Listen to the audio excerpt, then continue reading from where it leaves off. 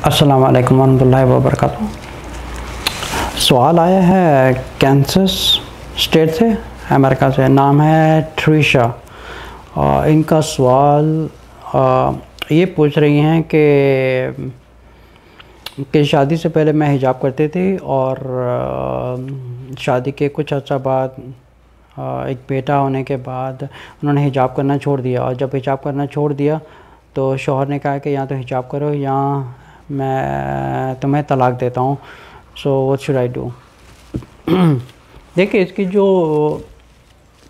जो इस किस्म के मसले आते हैं उसकी वजह असल ये होती है कि जब इंसान अल्लाह को छोड़कर किसी और के खातिर जब कुछ करता है तो वो हमेशा बाद में जो है लाइफ में प्रॉब्लम्स आती हैं।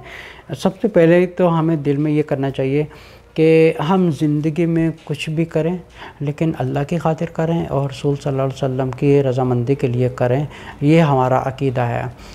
इससे ये होती है सिंसेरिटी और खालिस नीयत से अल्लाह की रज़ा के लिए करना। अब ये तकलीफ़ें आने की वजह यही है कि जो ये हिजाब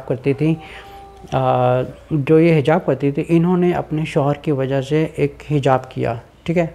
अब क्योंकि अल्लाह की खातिर नहीं किया लेकिन एक शौहर की खातिर किया, ठीक है। अब इतने सालों बाद जब ये बता रही हैं कि बच्चा इनका बड़ा हो गया लेकिन अब वो हिजाब नहीं करती, ठीक है, और इनके शौहर ने कहा कि मैं तुम्हें तलाक दे दूंगा अगर तुमने हिजाब नहीं किया तो। अच्छा, ये जो नौबत आई है, ये नौबत आने की वजह क्या थी?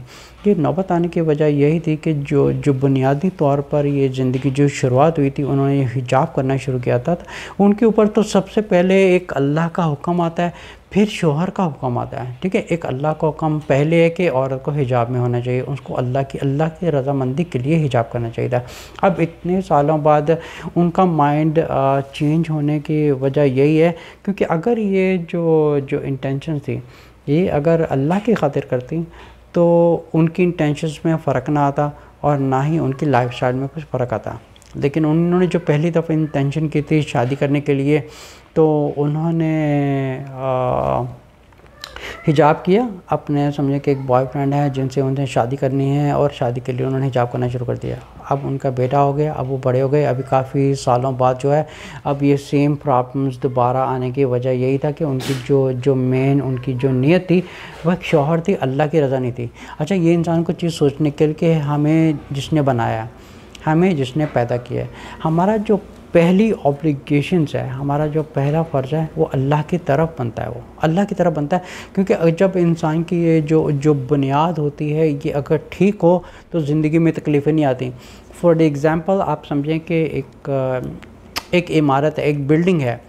एक बिल्डिंग की जो बुनियाद है वो स्ट्रॉन्ग नहीं है। स्ट्रॉन्ग कहने का मतलब है कि उसमें आप समझ लें कि उसमें सीमेंट कम है और मिट्टी ज़्यादा है, मिलावट ज़्यादा है।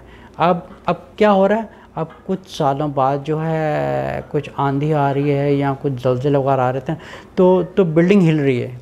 वो इतनी मूवमेंट कर रही है कि एक वक़्त ऐसा है कि जहाँ पे ओवर लिमिट कुछ आंधी आई है या कुछ ज़लज़ला आया है तो पूरी बिल्डिंग कोलैप्स हो जाती है। अब बिल्डिंग कोलैप्स होने की वजह क्या थी? अब यही उसकी वजह थी क्योंकि फंडामेंटल्स उसका एक स्ट्रॉन्ग नहीं था। इसी तरह जब एक इंसान की जो ज़िंदगी की बुनियाद है वो होना चाहिए पहले कि ला इलाहा इल्लल्लाह मुहम्मद रसूलुल्लाह, और सबसे पहले एक अल्लाह को प्रायोरिटी दे, अल्लाह के बाद रसूल सल्लल्लाहु अलैहि वसल्लम की तालीमात को प्रायोरिटी दे। फिर उसके बाद दूसरे अहकामात एक ऑप्शनल होते हैं कि उनको फॉलो करे या ना करें।